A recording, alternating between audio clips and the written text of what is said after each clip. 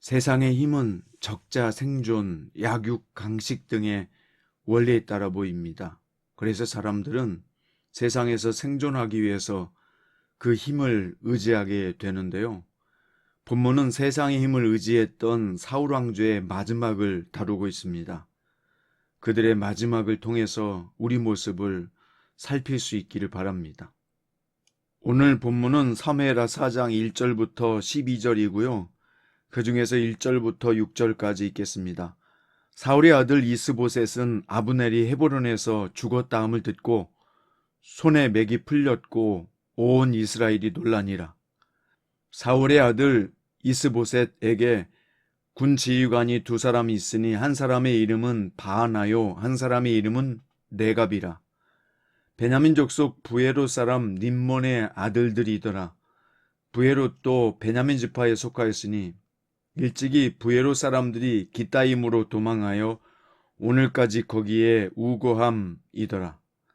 사울의 아들 요나단에게 다리 저는 아들 하나가 있었으니 이름은 무비보셋이라. 전에 사울과 요나단이 죽은 소식이 이스라엘에 올 때에 그의 나이가 5살이었는데 그 유모가 안고 도망할 때 급히 도망하다가 아이가 떨어져 절개되었더라. 부에롯 사람 림몬의 아들 네갑과 바하나가 길을 떠나 볕에 쬐 때쯤에 이스보셋의 집에 이르니 마침 그가 침상에서 낮잠을 자는지라. 네갑과 그의 형제 바하나가 밀을 가지러 온 채하고 집 가운데로 들어가서 그의 배를 찌르고 도망하였더라. 아멘. 오늘 말씀의 제목은 힘을 의지한 자들의 마지막이라는 주제로 말씀 전하겠습니다.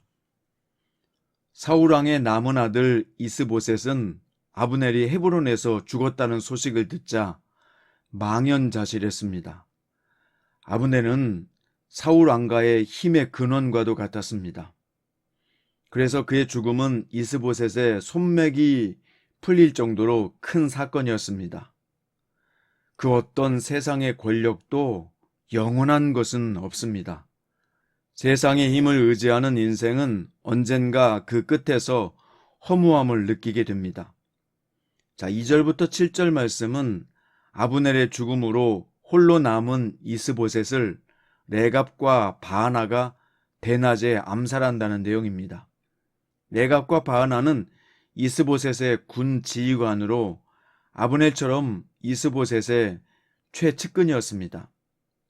무엇보다 그들은 사울 왕과와 같은 베냐민 지파 사람들이었습니다. 그럼에도 그들은 자신들이 지켜야 하는 왕을 살해하고 그의 목을 베어 도망합니다. 이처럼 이스보셋의 곁에는 신의를 저버린 불충한 자들만이 자리를 차지하고 있었던 겁니다. 세상의 힘의 원리를 따르는 자들은 언제든 그 힘의 중심이 옮겨지면 언제든 떠나갈 사람들입니다. 우리 곁에는 세상의 힘을 믿는 자들이 아닌 하나님의 힘을 믿는 자들이 함께 하시기를 바랍니다. 자, 레갑과 바하나는 헤브론에 도착하여 다윗에게 이스보셋의 머리를 바쳤습니다. 그들은 다윗에게 이스보셋을 원수의 아들이라고 부르며 자신들의 행동은 하나님이 사울의 악행을 그들의 자손에게 되갚으신 정당한 행동이라고 말했습니다. 곧 그들은 스스로 반역죄나 살인죄를 지은 것이 아니라 하나님의 도구가 되어 의를 행했다고 주장한 것입니다. 그들은 다윗이 어떤 사람인지 전혀 알지 못했기 때문입니다. 다윗에게 사울은 원수가 아닌 하나님의 기름 부음을 받은 왕이었습니다. 하나님은 마음의 중심을 꿰뚫어 보시는 분입니다. 나의 행동을 하나님의 이름으로 합리화하고 포장하려는 시도에 하나님은 반드시 그 책임을 물으실 것입니다. 자, 9절부터 11절에는 다윗은 레갑과 바하나의 죄를 갚아 그들이 이 땅에서 흔적도 없이 사라지게 하겠다고 말했습니다. 특별히 사울의 죽음을 좋은 소식인 줄 알고 전했던 자가 사형당했던 사건을 언급하며 침상에서 자고 있던 왕을 잔인하게 죽인 살인자들은 그보다 더한 형벌을 받아야 한다고 말합니다.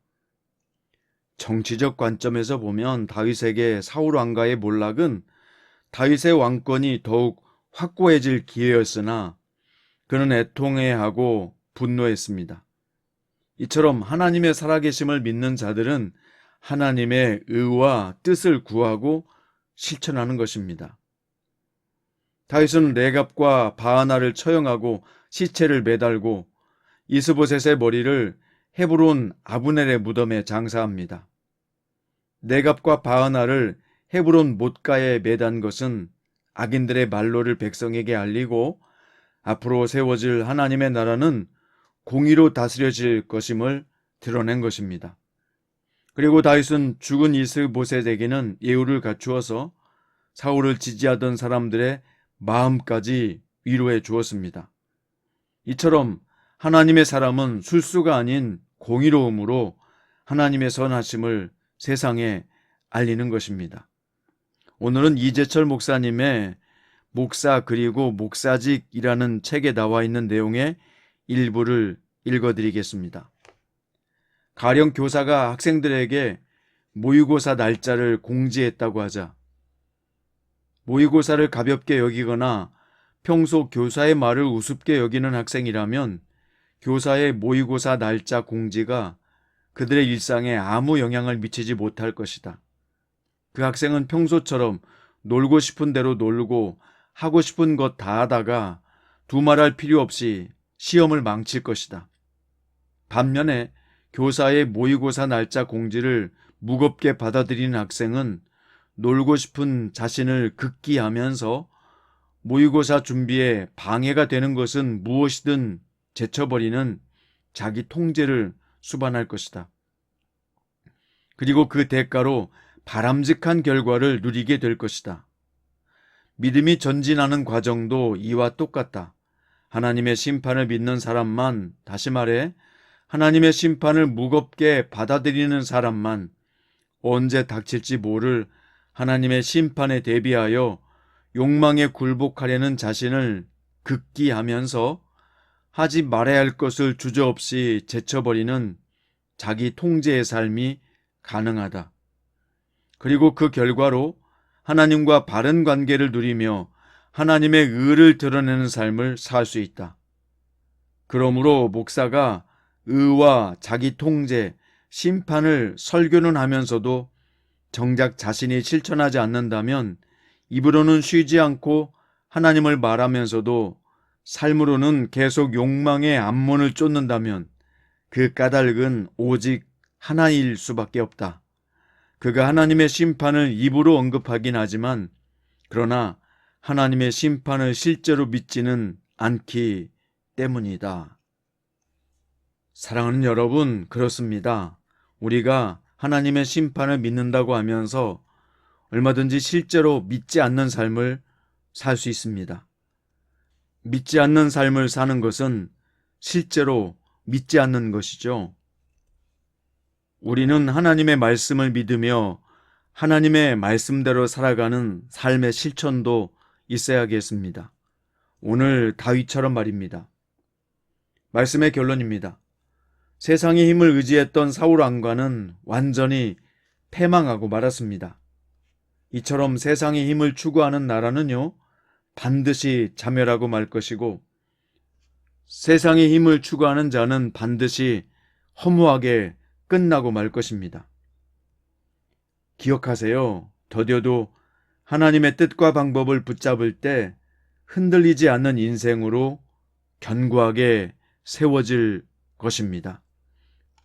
오늘 여러분과 저에게 세상의 힘이 아니라 하나님의 힘을 의지해서 오늘도 살아가는 복된 성도들 되시기를 주님의 이름으로 축원드립니다.